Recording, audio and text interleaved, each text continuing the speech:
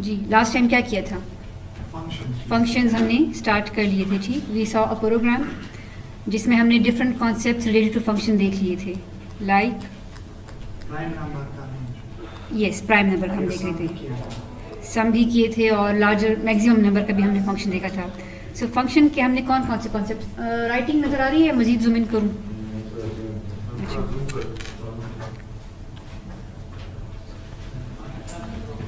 अब नज़र आएगा?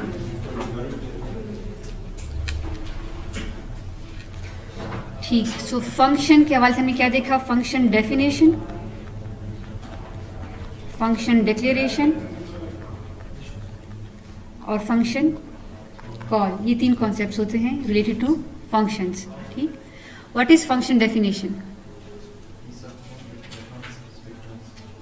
यस अच्छा, अगर मैं आपसे एग्जाम में कहूँ ना कि define a function that does this, तो इंग्लिश वाली डेफिनेशन नहीं देनी कि फंक्शन जो अभी आपने दी है। फंक्शन डेफिनेशन मीन्स कि जो कोड हम लिखते हैं with in curly brackets, that is function definition. मैंने आपसे वो डेफिनेशन में ही पूछी, ठीक है। सो फंक्शन को डिफाइन करने का क्या मतलब होता है कि आप फंक्शन का नाम लिखते हैं, उसके पैरामीटर्स लिखते हैं, रिटर्न टाइप लिखते हैं और फिर कर्ली ब्रैकेट्स में कुछ कोड लिखते हैं। That is the definition of the function. हम कहते हैं कि वो होता है फंक्शन को हम डिफाइन कर रहे हैं। तो एग्जाम में अगर क्वेश्चन आए कि define a function that for example finds the maximum number, तो फिर आपने डेफिनेशन में इंग्लिश वाली नहीं देनी, you have to write the code. Function definition में फंक्शन का नाम होता है, सबसे पहले लिखते हैं, ठीक, फंक्शन का नाम। अगर तो जी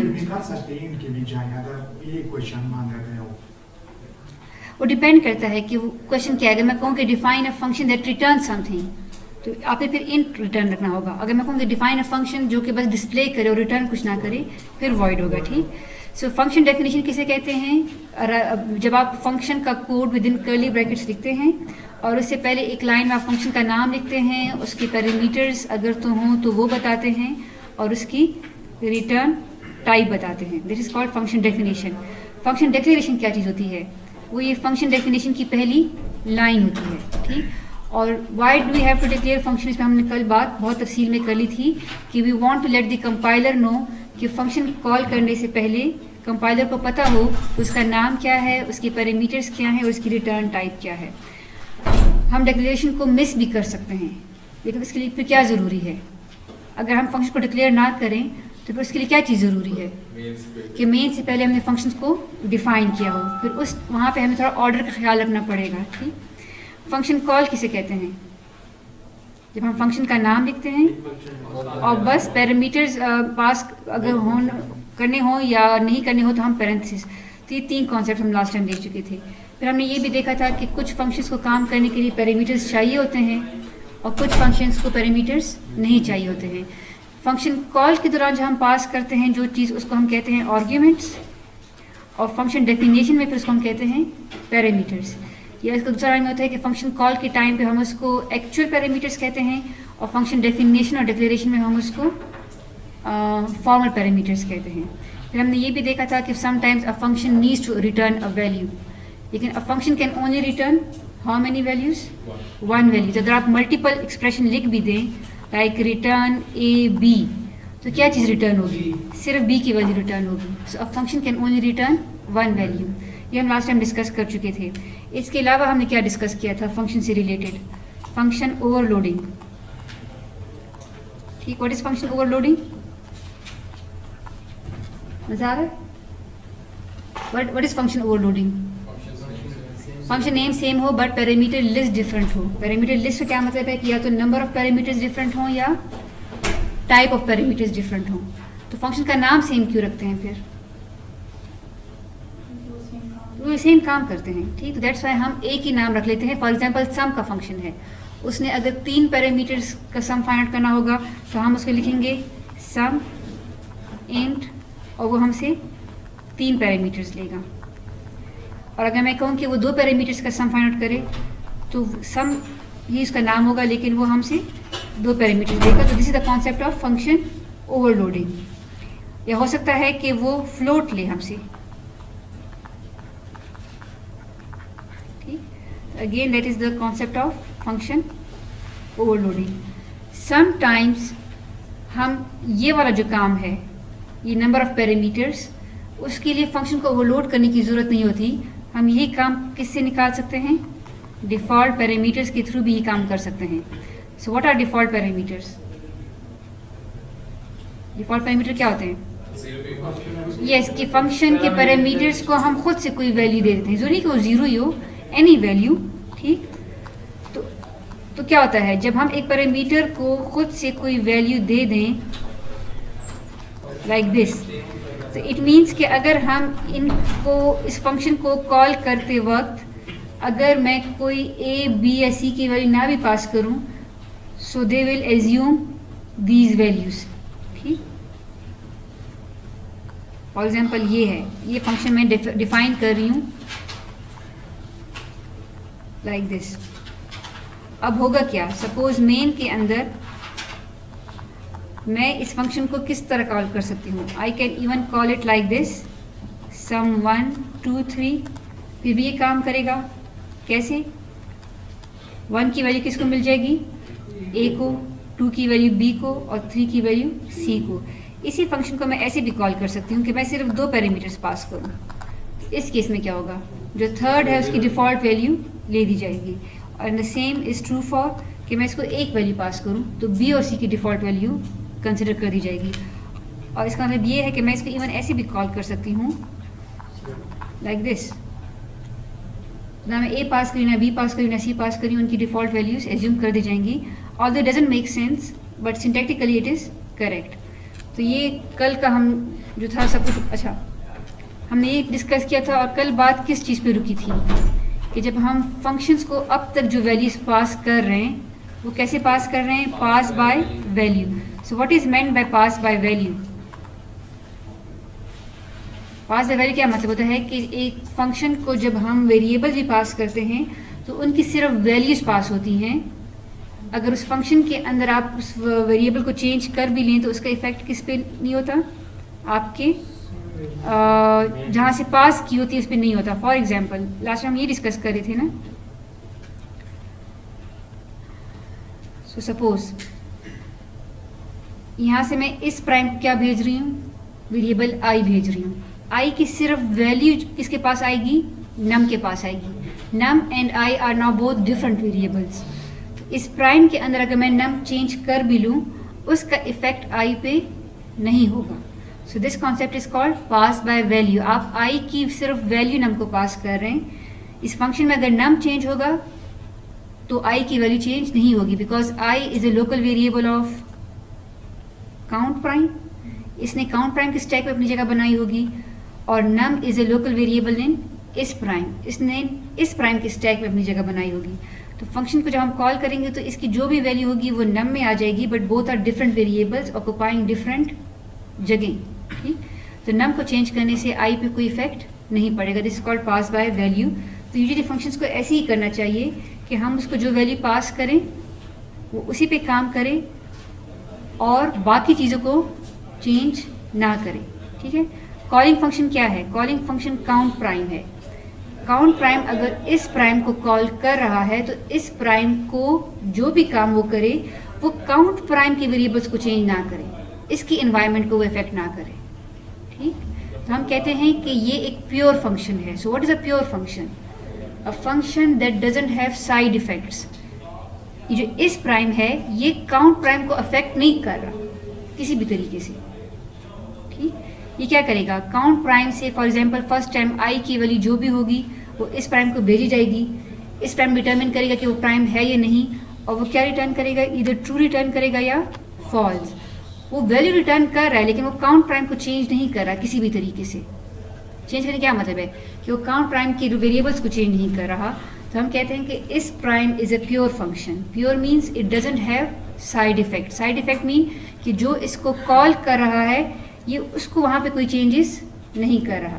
ठीक, लेकिन हमने फिर लास्ट टाइम बात यहाँ पे रोकी थी कि समटाइम्स हमें क्या करना पड़ता है? We have to pass a value by reference. क्यों करनी पड़ती है उस पर हम दोबारा डिस्कशन करेंगे। और पास बाय रेफरेंस कैसे होता है? पास बाय रेफरेंस हम कर सकते हैं using aliases and we can pass a value by reference using pointers. तो एलियस का ज़रा पहले डिस्कस करते हैं कि व्हाट इज़ एन एलियस। किसी को याद है एलियस क्या चीज़ होती है?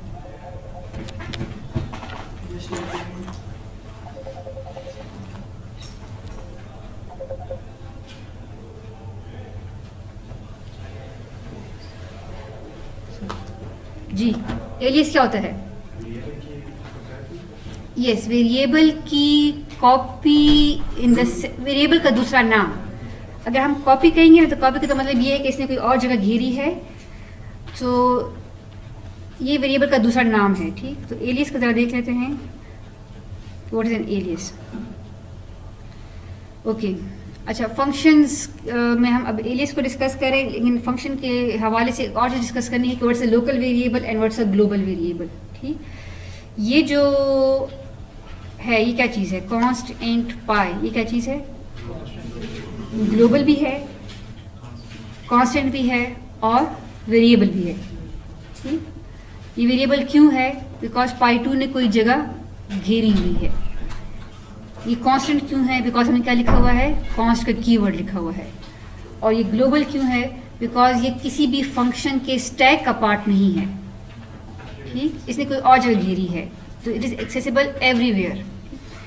ये पाई क्या चीज़ है? ये भी क्या है? ये कांस्टेंट है, लेकिन ये वेरिएबल नहीं है, इसने कोई जगह नहीं घेरी हुई। और अगेन ये ग्लोबल कांस्टेंट है, it can be accessible anywhere in the program. Int x, अच्छा ये क्या चीज़ है? ये वेरिएबल है, ग्लोबल है, लेकिन कांस्टेंट वेरिएबल नहीं है। It's values can be changed and it is accessible everywhere. और ये क्या है? नहीं, ये पूरी लाइन क्या है? लाइन नंबर 6 क्या चीज़ शो कर रही है? फंक्शन क्या? फंक्शन प्रोटोटाइप या फंक्शन डिक्लेरेशन। ठीक, और हमने ये भी डिस्कस किया था फंक्शन डिक्लेरेशन में कि पैरामीटर का नाम देने की ज़रूरत नहीं होती। और इक्वल टू 0 करने का क्या मतलब हुआ? कि ये तीनों पैरामीटर्स क्या हैं? ये तीनों डिफ़ॉल्ट पैरामीटर्स हैं। ठीक, और ये क्या चीज़ है? अगेन ये फंक्शन डिक्लेरेशन है। सो यहाँ पे हम लोग क्या कर रहे हैं? फंक्शन रिटर्न क्या कर रहे हैं? इंट, और पैरामीटर्स के तीनों इंट टाइप के हैं। यहाँ पे फंक्शन को मिल क्या रहा है? अरे। ठीक, और वो रिटर्न क्या कर रहा है? कुछ भी नहीं। ओके, सो नहीं, इससे पहले ये डिस्कस करना, सॉरी।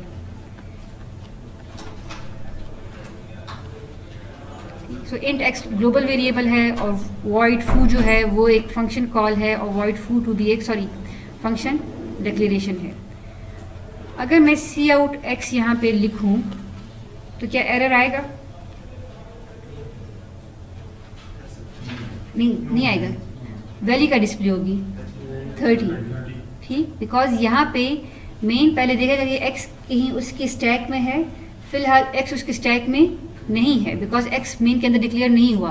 तो फिर वो किसको एक्सेस करेगा? ग्लोबल को, और वहाँ पर उसको 30 वैल्यू मिल जाएगी। लेट्स सी कि इस ग्लोबल वेरिएबल का एड्रेस क्या है। तो किसी भी वेरिएबल का एड्रेस हम कैसे सी आउट करते हैं? By using the ampersand sign. ये क्या चीज़ है? Int x. क्या यहाँ पे एरर आएगा? नहीं, because it is not redeclaration. हम एक अलग से स्कोप में दोबारा एक्स बना रहे हैं, so it is a local variable to now main. तो अब अगर आप एक्स डिस्प्ले करेंगे तो कौन सी वैल्यू डिस्प्ले होगी? अब 10 होगी, जो कि करीबी है। यहाँ पे क्या कर रहे हैं? अगर मैं ये m% हटा दूँ, इसका क्या मतलब है? कि y में x की वैल्यू स्टोर होगी है, लेकिन y is a different variable than x। इसने जगह कोई और घेरी होगी। ठीक, लेट्स सी कि क्या होता है। और चूंकि y ने जगह कोई और घेरी होगी, तो अगर आप y को चेंज करेंगे तो सिर्फ y की वैल्यू ही 11 हो जाएगी, x की वैल्यू आपको 10 ही नज़र आएगी। अगर तो y अगर तो नहीं, y चूँकि डिफरेंट वेरिएबल है, तो दैट्स वाई हमें ये बिहेवियर नज़र आना चाहिए। लेट्स सी कि क्या होता है इसमें।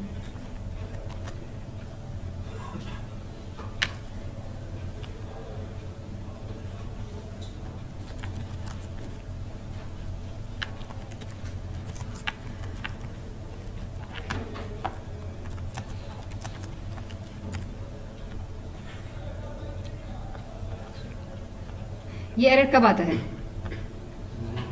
जब ये फाइल ही इस फोल्डर में एग्जिस्ट नहीं कर रही। इट मीन्स कि ये फाइल जहाँ से मैंने खोली है उसको मुझे सेव करना पड़ेगा।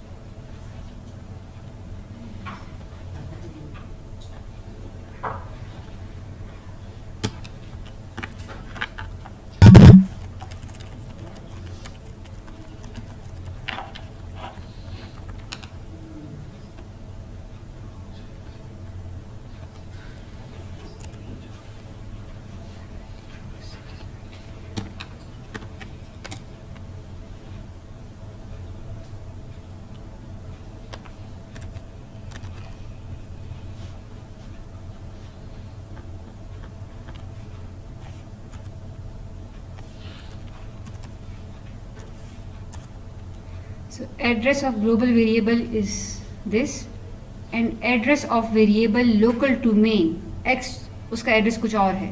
ठीक, तो x लोकल वेरिएबल था, ये वाला x ग्लोबल वेरिएबल था, दोनों के एड्रेसेस डिफरेंट हैं और y का एड्रेस भी डिफरेंट है। You can see because y में x की वैल्यू आई है लेकिन है वो वेरिएबल डिफरेंट। और आप ये भी देख सकते हैं कि ये थोड़े मैचिंग है और ये थोड़ा डिफरेंट है। रीज़न क्या है कि एक्स वाई दोनों मेन के स्टैक में हैं, तो इसलिए उनके वेरिएबल्स करीब, उनके एड्रेसेस करीब करीब हैं, जबकि ग्लोबल वेरिएबल ने कोई और जगह घेरी हुई है, किसी स्टैक को बिलोंग नहीं कर रहा। और क्या हुआ कि अगर मैंने y को चेंज किया, y की वैल्यू 11 हो गई थी लेकिन x की वैल्यू 10 ही है because y is a different variable than x। But अगर मैंने इसके साथ ये m% साइन लगा दिया, अब क्या हो गया, अब y जो है, यस, y में 10 स्टोर ने, y ने कोई अलग जगह ही नहीं घेरी, y is the another name for x। तो इसको अगर हम विजुलाइज करना चाहें तो इस प्रोग्राम को, तो इज जस्ट लाइक कि जो स्टैक है मेन का, उसमें फ़िलहाल कितने वेरिएबल हमने बनाए हुए हैं, एक x नाम का और एक y नाम का, और ये जो दूसरा x है वो कहीं ग्लोबल मेमोरीज ने घेरी है, वो मेन के स्टैक को बिलोंग नहीं करता। तो इसमें 30 है, इस वाले x में 10 है, और अगर तो मैंने ये काम ना किया होता, ये m% वाला, ठीक हो गया, अगर तो मैंने m% वाला काम ना किया होता तो y ने अलग से जगह घेरी होती, ठीक, उसकी इनिशियली x की वैल्यू मिलती, और अगर मैं y को अपडेट करती तो सिर्फ y अपडेट होता।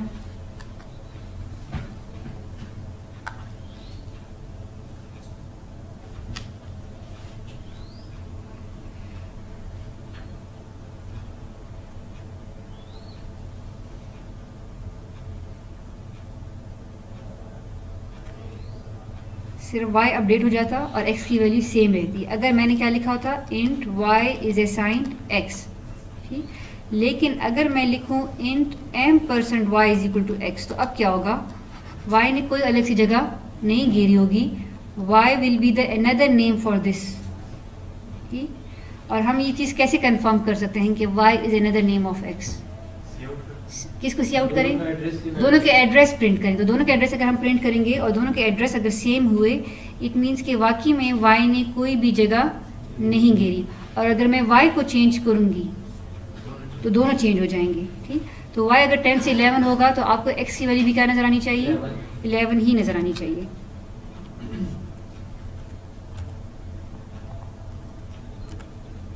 तो देखिए हम दोनों के एड्रेसेस बिल्कुल सेम है बिकॉज हमने m% का साइन लगा दिया। So y is an alias for x, और अगर आपने y को प्लस प्लस किया था तो x की वैल्यू भी क्या होगी आपके पास, 11 हो गई है, ठीक। तो एलियस का क्या मतलब है, एलियस कहते कैसे हैं वैसे इंग्लिश में, व्हाट इज एन एलियस, दूसरा नाम आप किसी को देते हैं, ठीक। उर्दू में इसको क्या कहते हैं, अगर शायर करते हैं तो तखल्लुस कहते हैं, ठीक, या सूडोनेम कहते हैं जो अगर, सो ये इसका दूसरा नाम है। अभी दूसरे नाम की जरूरत हमें क्यों पड़ती है वो हम बाद में भी देखते हैं, but now y becomes an alias of x, ठीक।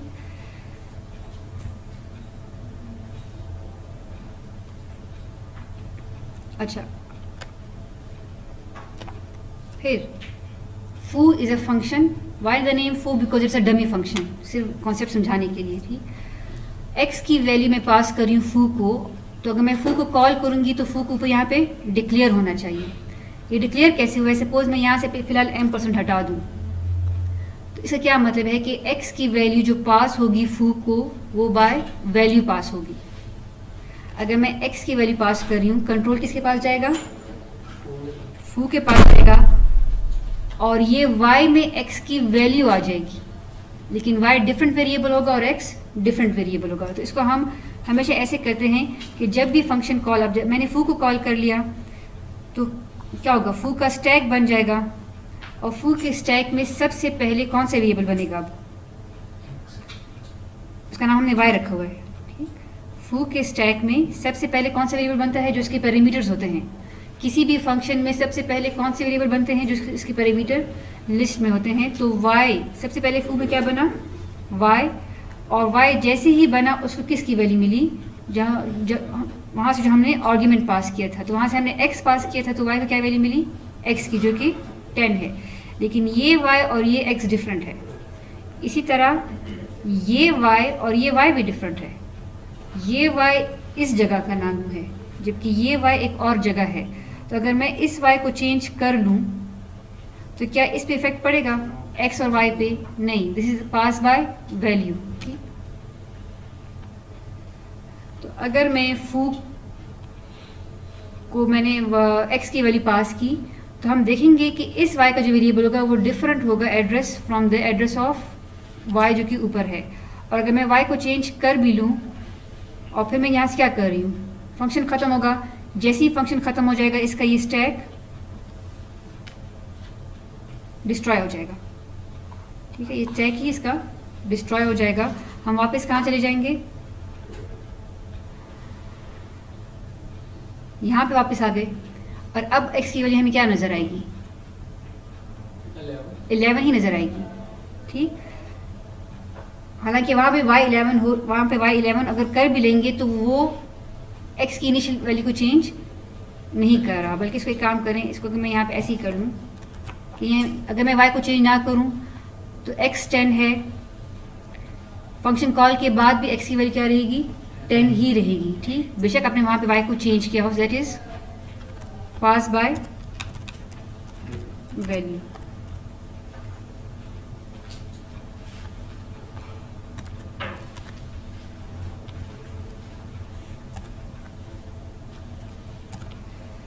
हम देख सकते हैं ग्लोबल वेरिएबल का एड्रेस कुछ और है, x और y, चूंकि y is an alias of x, तो इन दोनों के एड्रेस सेम है। y जो है, जो फू का y है, वो अलग से वेरिएबल है, तो उसका एड्रेस कुछ और है, ठीक। वो किसके स्टैक में है? वो फू के स्टैक में है। और अगर हम वहाँ पे y को चेंज कर भी लें तो उसका इफेक्ट x पे नहीं पड़ेगा। This is the concept of pass by value. लेकिन अगर मैं चाहूँ कि ये पास बाय रेफरेंस हो, तो फिर मुझे क्या करना पड़ेगा? किसको? मैंने y को x का अब एलियस बनाना है, y को x का एलियस बनाना है, तो I would write int m%y, ठीक। इसी तरह और कहाँ पे चेंजेस करनी होगी मुझे? यहाँ पे भी। तो अब क्या होगा? अब जब फू कॉल होगा और मैं फू से x पास करूँ तो ये x की वैल्यू किसको मिलेगी? इंट m%y को मिलेगी। तो कंपाइलर इसको कैसे पढ़ेगा? कंपाइलर जब दोबारा से फू कॉल होगा, फू का स्टैक बनेगा, और कंपाइलर इसको ऐसे पढ़ता है कि आपने इंट m%y को किसकी वैल्यू साइन की? x की वैल्यू साइन की। तो ये y x का एलियस बन गया। और जब ये y x का एलियस बन गया, इट मीन्स कि this y is again another name for this x। एक एलियस हमने कहाँ बनाया? मेन में बनाया। एक एलियस हमने कहाँ बनाया? फू में बनाया।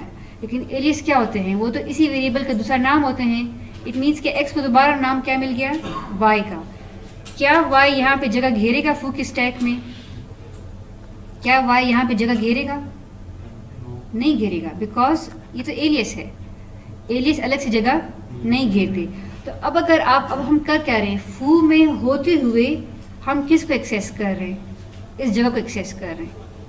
तो अगर मैं y++ करूं तो अब ये वैल्यू क्या हो जाएगी? 11। तो अब फंक्शन कॉल के बाद अगर अब आप x की वैल्यू डिस्प्ले करेंगे तो अब आपको 11 नज़र आएगी। तो पास बाय वैल्यू में क्या होता है कि अगर आप एक वेरिएबल को फंक्शन में चेंज कर भी लें, कॉलिंग फंक्शन में उसका इफेक्ट नज़र नहीं आता। लेकिन पास बाय रेफरेंस में अगर आप एक वेरिएबल को बाय रेफरेंस पास करते हैं तो वो वेरिएबल उसका एलिस बन जाता है। अगर आप उस फंक्शन में चेंजेस करेंगे तो उसका इफेक्ट हमें कॉलिंग फंक्शन में भी नज़र आएगा। लेट्स सी कि यहाँ पे मैंने y को चेंज कर लिया, तो अब after function call I should be able to see x की वैल्यू क्या नजर आनी चाहिए, मुझे अब 11 नजर आनी चाहिए।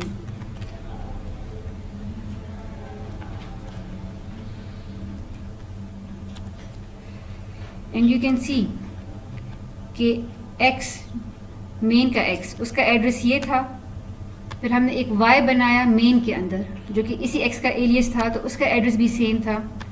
और ये वाला y जो था हालांकि वो फू में था, लेकिन चूंकि हमने उसको एलियस बना दिया था किसका, x का, और कैसे बनाया था पैरामीटर में हमने, तो उसका एड्रेस भी क्या है, सेम ही है।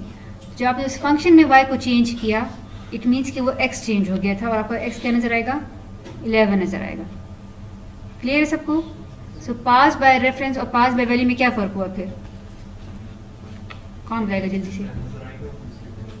पास बाय रेफरेंस में क्या होता है कि अलग से वेरिएबल की कॉपी नहीं बनती, लोकल वेरिएबल नहीं बनता, बल्कि वो पैरामीटर उसी वेरिएबल का दूसरा नाम बन जाता है।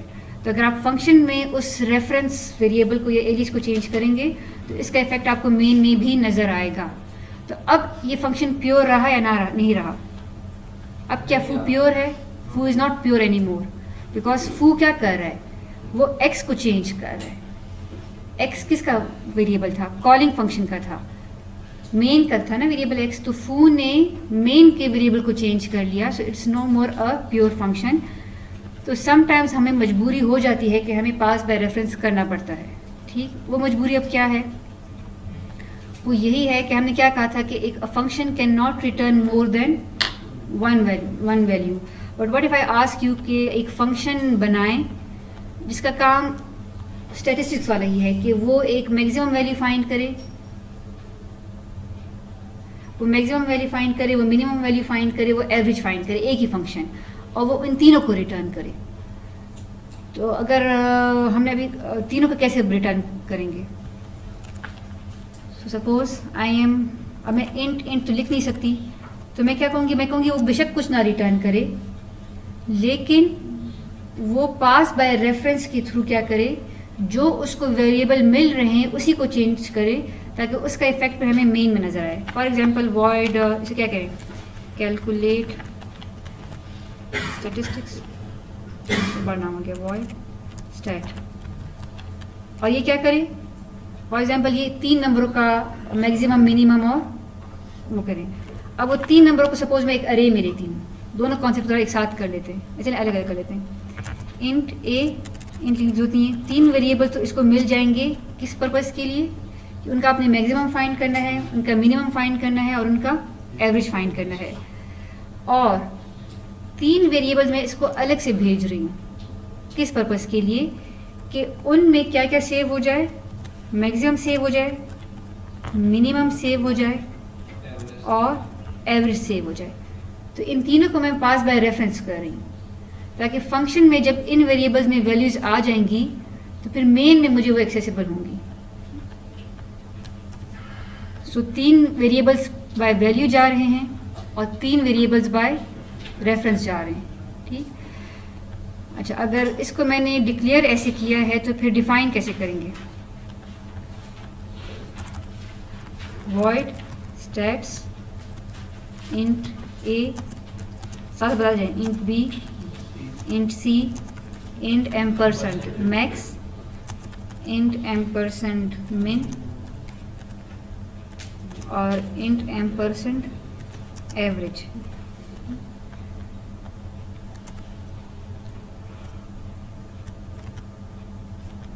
बताएं मैक्स का कोड क्या होगा, मिन का कोड क्या होगा और एवरेज का कोड क्या होगा। मैक्स का कोड क्या होगा, if a is greater than b and a is greater than c, तो मैक्स को क्या मिल जाएगा, a। ठीक, else if B is greater than A, and B is greater than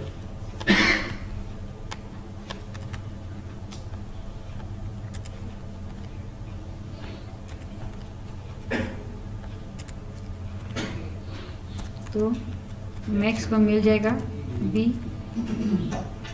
else if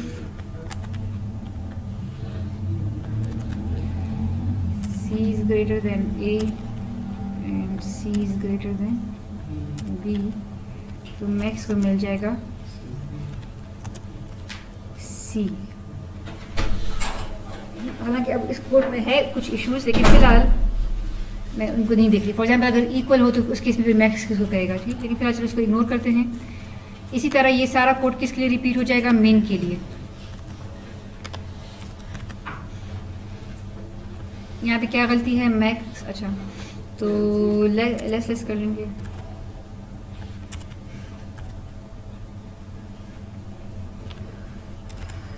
चलिए मैक्स में नहीं कर लेते हैं, एवरेज को छोड़ देंगे, एवरेज आसान है।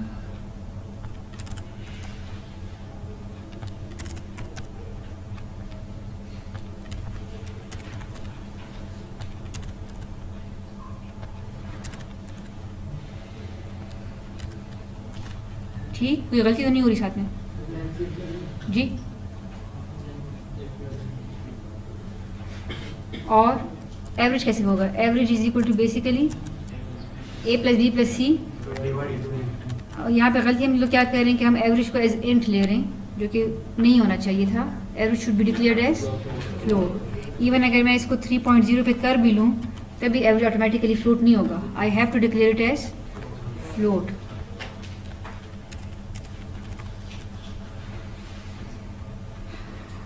So it should be float।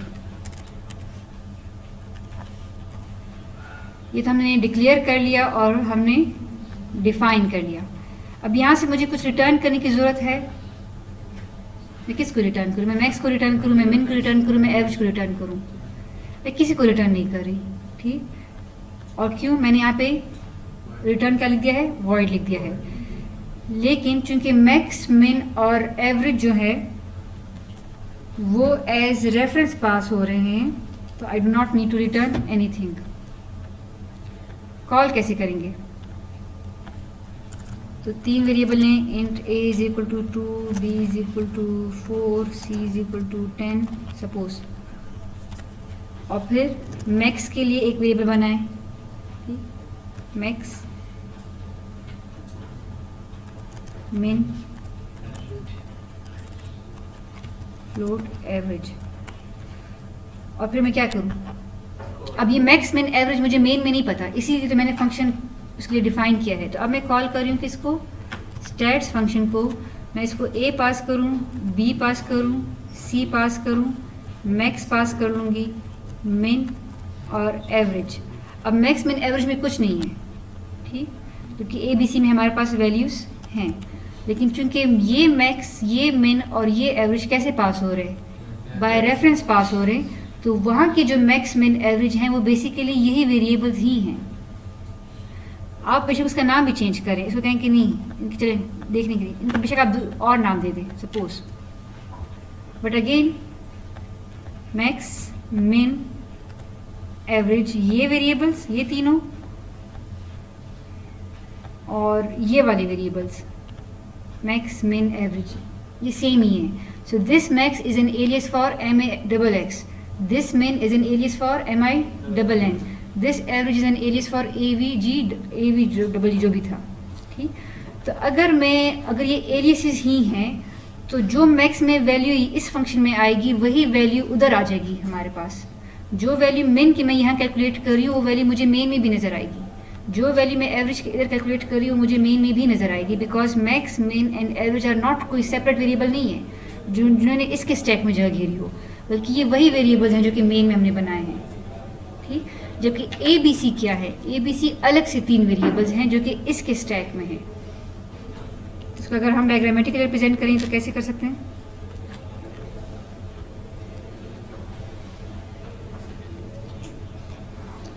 So main के स्टैक में और कौन से वेरिएबल बन गए हमारे पास, अब x y तो पहले थे, अब कौन से हैं, एक a बन गया, a की वैल्यू क्या थी बी एंड सी, जो भी वैल्यू हमने रखी, सपोज 10, 5, 20 जो भी था। मेन के स्टैक में और कौन सी हमने बनाए थे, मैक्स, मिन और एवरेज बनाया था, और उनका हमने कोई वैल्यू नहीं दी थी। इसमें ज़ीरो भी हो सकता था और गार्बेज वैल्यू भी हो सकती थी। फिर हमने किसको कॉल किया, स्टैट्स के फंक्शन को जो हमने कॉल किया, तो किसका स्टैक बनेगा, स्टैट्स वाले फंक्शन का स्टैक बनेगा। इसके स्टैक में कितने वेरिएबल बनेंगे, जितने पास किए थे सब के सब बनेंगे, 3 बनेंगे। जो पास बाय वैल्यू किए थे वो वेरिएबल बन जाएंगे, जो पास बाय रेफरेंस किए थे वो वेरिएबल्स नहीं बनेंगे। ठीक, यहाँ पे देखें, सपोज इसको मैं ए ना कहूँ, उसको मैं, चलो यहाँ से मैं ना कहूँ तो यहाँ डिफरेंट, सपोज इसको मैं डबल ए डबल बी कहूँ, डबल ए डबल बी और डबल सी।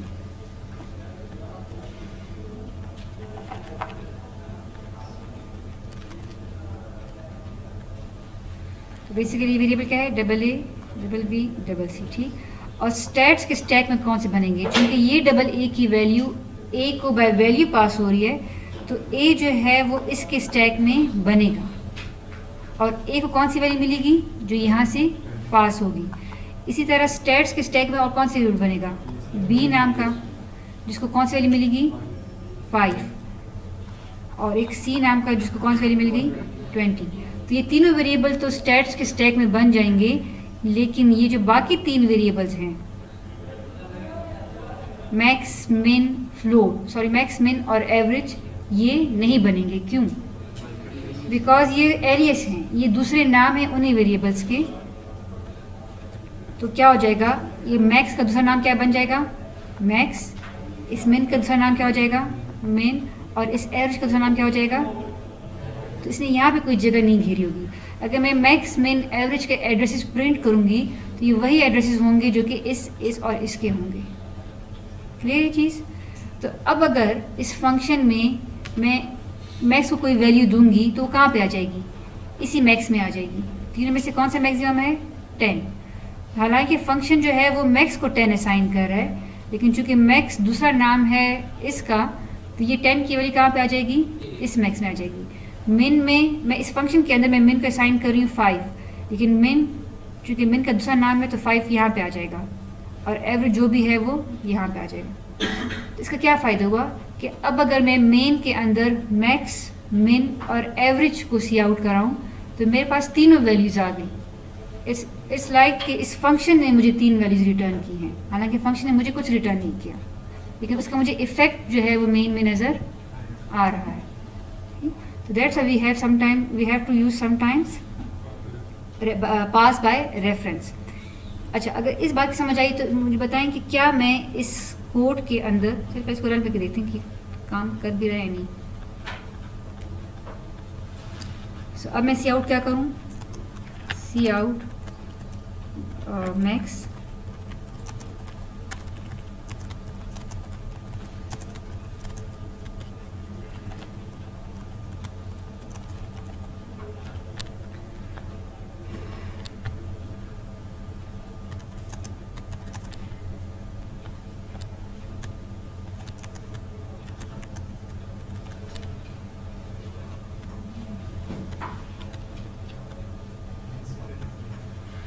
जी, कुछ गलती है,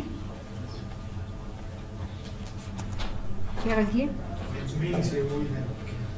यस।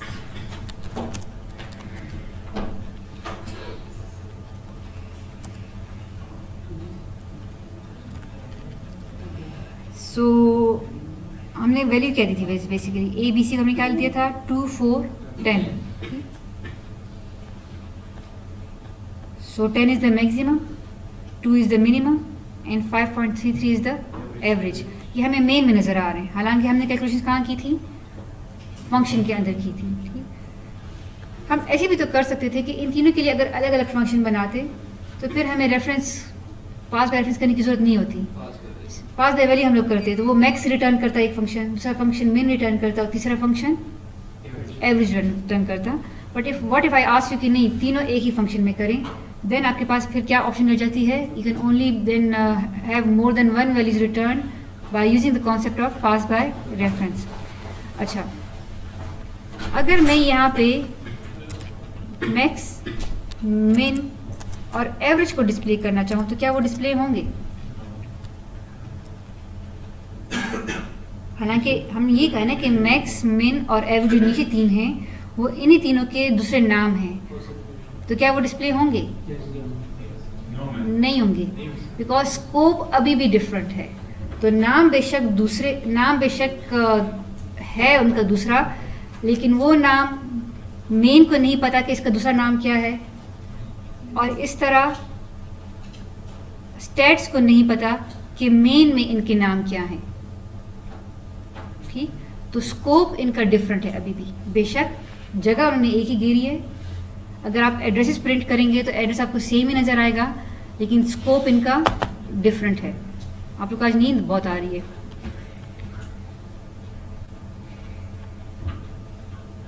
तो क्या मतलब हुआ कि हम मैक्स, मिन, एवरेज को यहाँ पे एक्सेस क्यों नहीं कर सकते?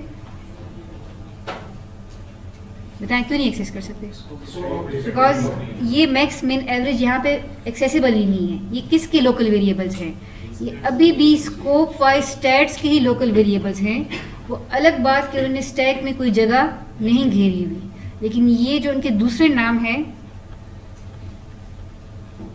यानी जगह एक ही है, लेकिन इन नामों का सिर्फ मेन को पता है कि इस जगह का ये नाम है। ये सिर्फ मेन को इन नामों का पता है, और इन्हीं जगहों के इन नामों का सिर्फ किसको पता है? स्टैट्स को पता है। तो अगर आप स्टैट्स के फंक्शन में इनको डिस्प्ले करने की कोशिश करेंगे फिर भी एरर आएगा, और अगर आप मेन के अंदर इन वेरिएबल्स को डिस्प्ले करने की कोशिश करेंगे फिर भी एरर आएगा। और वो क्या एरर आएगा कि ये यहाँ पे डिक्लेयर नहीं है या डिफाइन नहीं है। तो क्या कह रहे कि couldn't it was not declared in this scope. Average इस स्कोप में नहीं है, वो किसके स्कोप में है? वो स्टैट्स के स्कोप में है। तो बेशक नाम एक ही है लेकिन उनका स्कोप डिफरेंट है। यहाँ तक क्लियर है रेफरेंस का कॉन्सेप्ट? ठीक, तो फिलहाल हमने कैसे पास किया है? पास by reference using alias.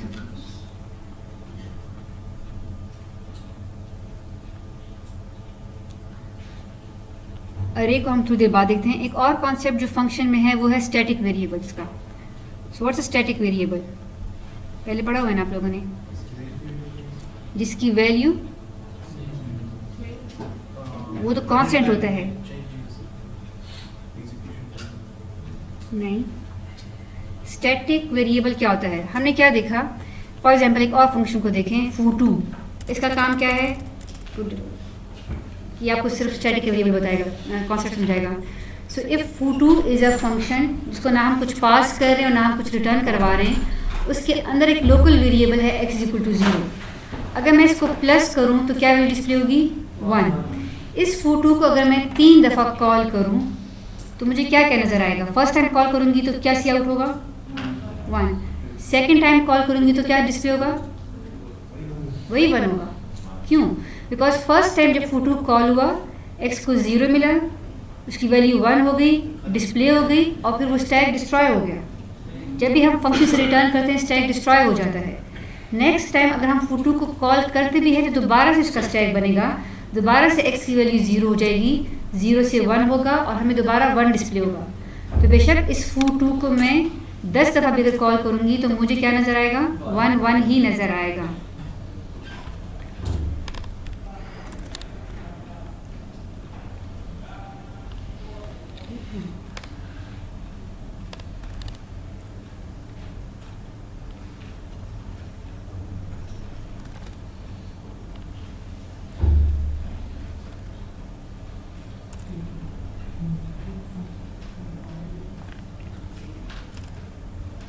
One one one foo2 एक दफ़ा कॉल हुआ, x की वैल्यू 0 हुई, 0 से 1 हुआ।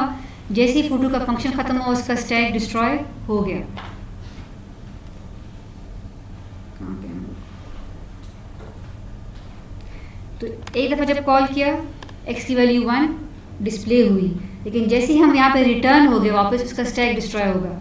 दोबारा foo2 कॉल हुआ, दोबारा से स्टैक बनेगा, दोबारा से x की वैल्यू 0 से इनिशियलाइज होके 1 हो जाएगी, फिर डिस्प्ले हो जाएगा। बट समटाइम्स हम चाहते हैं अच्छा, तो इस वेरिएबल को हम क्या कहते हैं जो ऑटोमेटिकली डिस्ट्रॉय हो गए? इनको हम कहते हैं ऑटोमेटिक वेरिएबल्स। तो लोकल वेरिएबल्स, लोकल का नाम होता है विद रिस्पेक्ट टू स्कोप, कि वो कहाँ कहाँ पे नज़र आ रहे हैं। तो विद रिस्पेक्ट टू स्कोप कितने टाइप्स ऑफ वेरिएबल्स होते हैं? Global and local. ग्लोबल आपको पूरे प्रोग्राम में हर जगह नजर आएंगे, लोकल आपको सिर्फ उस फंक्शन में ही या जो हमने ब्लॉक बनाया होगा सिर्फ उसी के अंदर विजिबल होंगे। विद रिस्पेक्ट टू लाइफ की अगर हम बात करें, लाइफ कि एक वेरिएबल की लाइफ कितनी देर तक होती है, तो उसमें टाइप होती है एक स्टैटिक और एक automatic. Automatic variables automatically create होते हैं जब उनका स्कोप स्टार्ट हो जाता है, और जैसे ही उनका स्कोप ख़त्म हो जाता है वो ऑटोमेटिकली डिस्ट्रॉय हो जाते हैं, तो उनको हम कहते हैं ऑटोमेटिक वेरिएबल। स्टैटिक वेरिएबल क्या होते हैं? अगर मैंने इस वेरिएबल को स्टैटिक कर लिया तो अब क्या होगा? अब ये सिर्फ एक दफ़ा क्रिएट हो जाएगा जब फर्स्ट टाइम foo2 कॉल होगा, लेकिन फिर ये डिस्ट्रॉय नहीं होगा। नेक्स्ट टाइम जब foo2 कॉल होगा तो फिर ये वाली स्टेटमेंट एग्जीक्यूट नहीं होगी, यानी x को 0 वैल्यू नहीं मिलेगी, बल्कि x में जो पुरानी वैल्यू थी वही रहेगी। तो उसको अगर आप अपडेट करेंगे तो अब आपको फिर 2 नज़र आना चाहिए। फिर अगर तीसरी दफ़ा कॉल करूँगी तो 2 से वो 3 हो जाता है। तो स्टैटिक वेरिएबल्स क्या होते हैं? जो कि ऑटोमेटिकली डिस्ट्रॉय नहीं होते। कब तक रहते हैं? जब तक ये प्रोग्राम चलता है तब तक वो वेरिएबल्स भी रहते हैं। ठीक। सो अगर मैं इस लूप के अंदर foo2 को 10 दफ़ा कॉल करूं तो मुझे क्या क्या वैल्यू नज़र आएंगी? 1 से 10 तक।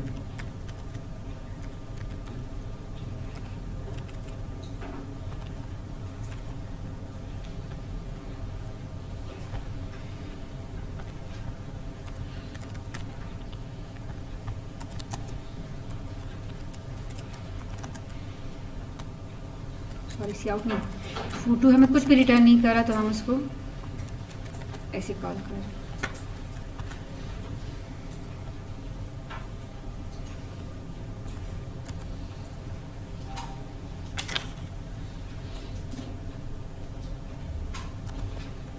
सो फर्स्ट टाइम कॉल हुआ तो 1 डिस्प्ले हुआ, लेकिन चूंकि वो स्टैटिक वेरिएबल था तो वो डिस्ट्रॉय नहीं हुआ।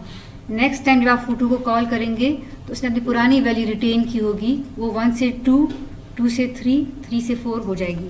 लेकिन अगर वो स्टैटिक वेरिएबल ना होता तो हर दफ़ा हमें क्या नज़र आता? 1 नज़र आता। ठीक। नाउ वी कैन आस्क कि क्या फ़ायदा है, why do we need to have static variables? इससे हमें क्या फ़ायदा मिल सकता है वैसे? यानी हमें वो कौन से वेरिएबल्स ऐसे चाहिए होंगे जो हम चाहते हैं कि across the multiple calls the function वो अपनी वैल्यू रिटेन रखें। तो यूजुअली इसका इतना यूज़ नहीं होता।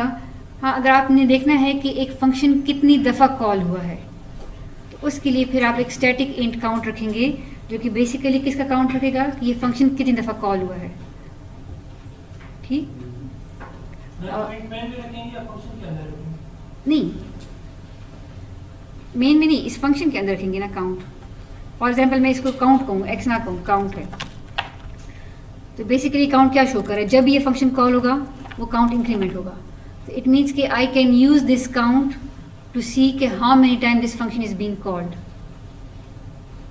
आप ये कह सकते हैं कि फॉर लूप में मुझे नजर आ रहा है कि फंक्शन 10 दफ़ा कॉल हो रहा है, but what if there is some mechanism कि मुझे नहीं पता कि वो फंक्शन कितनी दफ़ा। जब हम रिकर्शन पढ़ेंगे वहाँ पे ये कॉन्सेप्ट आपको समझ आएगी कि रिकर्शन में एक फंक्शन खुद को कई दफ़ा कॉल करता है इन डिफरेंट ब्रांचेस। तो अगर आपने वहाँ पे रिकॉर्ड मेंटेन करना है कि ये फंक्शन कितनी दफ़ा कॉल हुआ है, वहाँ पे हम स्टैटिक वेरिएबल को यूज़ कर सकते हैं। तो ये काउंट फिर इट मीन्स हमें क्या करना पड़ेगा? काउंट तो फिर हमें रिटर्न भी करना पड़ेगा ना, ताकि हम मेन में डिस्प्ले करा सकें। ठीक। या तो आप इसी के अंदर डिस्प्ले कराएं सी आउट, लेकिन सी आउट का क्या नुकसान होता है कि ये वैल्यू फिर मेन के अंदर यूज़ नहीं हो सकती। अगर मैंने इस काउंट को मेन के अंदर यूज़ करना है तो मैं सिर्फ उसको डिस्प्ले नहीं करना चाहूँगी, I would like it to be returned. मुझे कहना पड़ेगा रिटर्न काउंट, और फिर मुझे यहाँ पे भी क्या लिखना पड़ेगा? इंट। और मुझे और कहाँ चेंजेस करनी पड़ेंगी? इसके डिक्लेरेशन में भी चेंजेस करनी पड़ेंगी।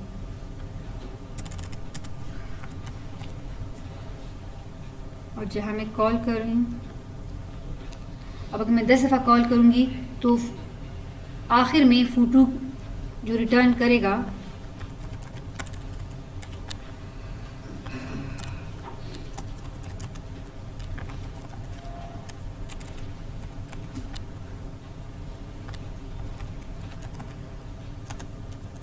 आखिर में इस काउंट की वैल्यू क्या होगी? जब ये फॉर लूप ख़त्म हो जाएगा तो इस काउंट की वैल्यू क्या होगी? क्या होगी इसकी? 10 ही होगी। क्यों? फर्स्ट टाइम foo2 कॉल हुआ तो उसने 1 रिटर्न किया, सेकेंड टाइम foo2 कॉल हुआ तो उसने 2 रिटर्न किया, लास्ट टाइम जब foo2 कॉल हुआ तो उसने 11 रिटर्न किया। आई की वैल्यू 11 हो जाएगी, लेकिन 11 इज़ नॉट लेस देन 10, तो फू तो 11 दफ़ा कॉल नहीं हो रहा ना, फू तो 10 दफ़ा ही कॉल हो रहा है। ठीक। So one use of a static variable is to maintain the count of how many times a function has been called. ठीक। सो जल्दी से रिकैप करते हैं, स्टैटिक वेरिएबल क्या चीज़ होती है बताएं? What is static variable? जो डिस्ट्रॉय नहीं होता और सिर्फ एक ही दफ़ा क्रिएट होके एक ही दफ़ा इनिशियलाइज होता है, बार बार इनिशियलाइज भी नहीं होता। ठीक। और चूंकि वो डिस्ट्रॉय नहीं होता so it retains its previous value. तो स्टैटिक वेरिएबल के ऑपोजिट कौन सा वेरिएबल होता है? ऑटोमेटिक वेरिएबल, जो कि ऑटोमेटिकली डिस्ट्रॉय हो जाते हैं। And with respect to scope क्या टाइप्स हैं हमारे पास वेरिएबल्स की? Global and local. एक एक्सटर्न भी होता है विद रिस्पेक्ट टू स्कोप, लेकिन फिलहाल वो हम इस कोर्स में डिस्कस नहीं कर रहे। ठीक। अब आते हैं एक और कॉन्सेप्ट, बिकॉज सेशनल में वो कॉन्सेप्ट आएगा। So we are not yet sure कि छुट्टियां कब तक हैं।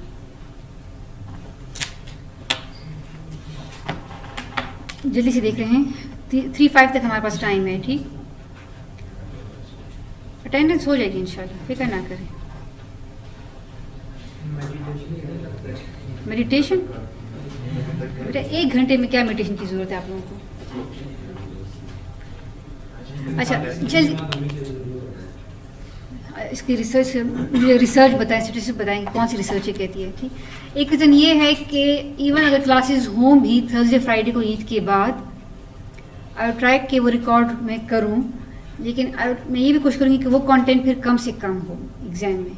तो कम से कम ये कंटेंट एग्ज़ाम में ज़रूर आएगा, तो बेहतर है कि अभी इसको देख लें। ठीक। So again another function reference.cpp, इसको हम ये क्या कर रहे हैं? एक फंक्शन को हम क्या पास कर रहे हैं? अरे पास कर रहे हैं। लेट्स सी कि अरे को जब हम पास करते हैं तो वो पास बाय वैल्यू होगा या वो पास बाय रेफरेंस होगा। ठीक। तो हमने एक अरे बनाई, कहाँ पे? ये अरे कहाँ बनेगी जल्दी से बताएं। ये अरे कहाँ बनेगी? मेन के स्टैक में। ठीक। अब फू को मैं ये अरे पास कर रही हूँ और मैं सिर्फ अरे का नाम लिख रही हूँ। ठीक। और फू क्या कर रहा है? फू को ये अरे इस तरह मिल रही है, तो यहाँ पे साइज़ लिखने की ज़रूरत नहीं होती। जब हम अरे को पास करते हैं तो उसका साइज़ लिखने की ज़रूरत नहीं होती। व्हाट डू यू थिंक कि अब ये पास बाय रेफरेंस है या पास बाय वैल्यू है? हमें चूँकि एम्परसेंट साइन नज़र नहीं आ रहा तो हम फिलहाल ये कह सकते हैं कि ये पास बाय वैल्यू है। ठीक। अब इस फंक्शन के अंदर मैं क्या कर रही हूँ? इस अरे के हर एलिमेंट को मैं चेंज कर रही हूँ। You can see her element को मैं 2 से मल्टीप्लाई कर रही हूँ। ठीक। और फिर मैं इसको इस फंक्शन के अंदर डिस्प्ले करा रही हूँ। अब अगर ये वाकई में पास बाय वैल्यू है तो इस अरे को तो सिर्फ इसी के अंदर ही चेंज होना चाहिए, इसका इफ़ेक्ट फिर हमें मेन में नज़र नहीं आना चाहिए। तो लेट्स सी कि इसका इफेक्ट हमें मेन में नज़र आएगा या नहीं आएगा? आएगा। क्यों आएगा? कोई बता सकता है क्यों आएगा इसका इफेक्ट मेन में? जो अरे हम पास कर रहे हैं उसमें तो बेस एड्रेस है। यस, क्योंकि अरे का जो नाम होता है वो एड्रेस ही होता है। लेकिन सर इसको कंफर्म कर भी लेते हैं।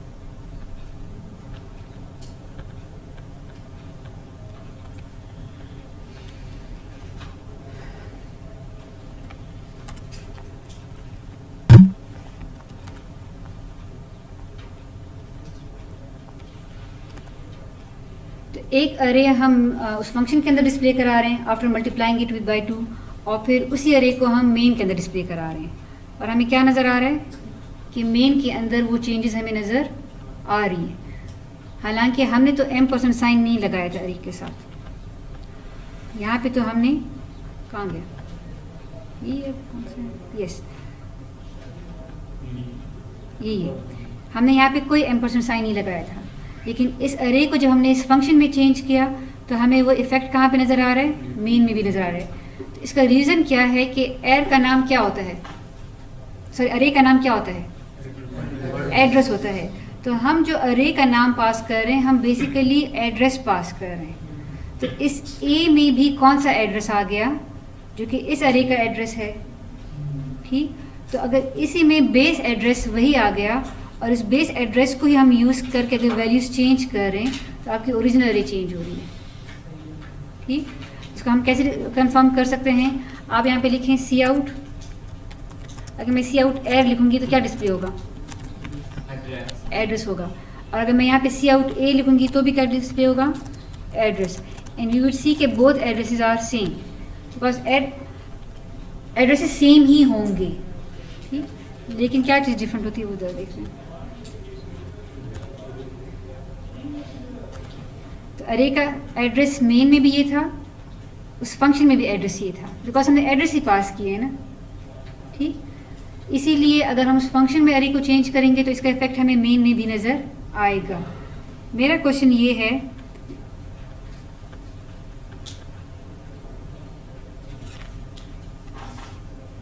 कि इसका इफेक्ट पास बाय रेफरेंस वाला है, लेकिन ये असल में पास बाय वैल्यू है। ठीक, इसका क्या मतलब है? ये अरे बनी कहाँ पे थी? मेन के स्टैक में। इसका नाम क्या था? A double R. ठीक है, तो अरे में जितने भी एलिमेंट्स थे फिलहाल 1 2 3 थे ना, 1 2 3, और ए डबल आर एक अलग से वेरिएबल था जिसमें इस पहले वाले एलिमेंट का एड्रेस था। Suppose this is 0x100 suppose. फिर जब हमने ये अरे पास की किसको?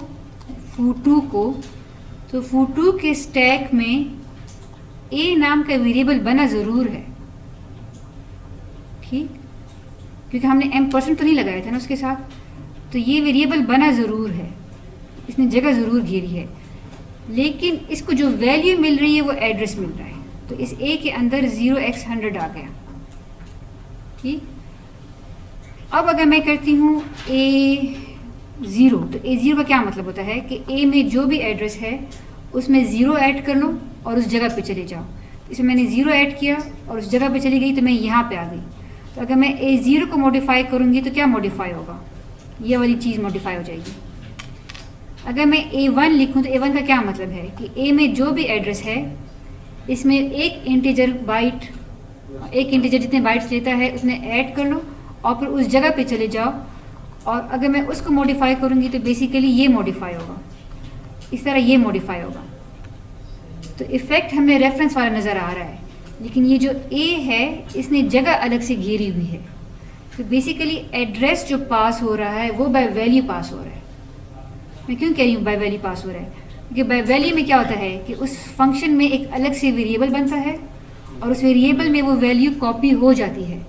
तो ये बेसिकली पास बाय वैल्यू ही है, वैल्यू ही कॉपी हुई है, बट चूंकि वो वैल्यू एक एड्रेस थी तो उस वजह से हम ओरिजिनल को चेंज कर रहे हैं। आ रही समझ? ये जा रही है, जा रही है। देखिए, पास बाय वैल्यू किसे कहते हैं? पास बाय वैल्यू वो कॉन्सेप्ट है कि आप फंक्शन से वैल्यू पास करें और उस फंक्शन में अलग से वेरिएबल बने और उस वेरिएबल में वो वैल्यू आ जाए, इसे हम कहते हैं पास बाय वैल्यू। और पास बाय रेफरेंस क्या होता है कि अलग से वेरिएबल नहीं बनता, उसी वेरिएबल का दूसरा नाम बन जाता है।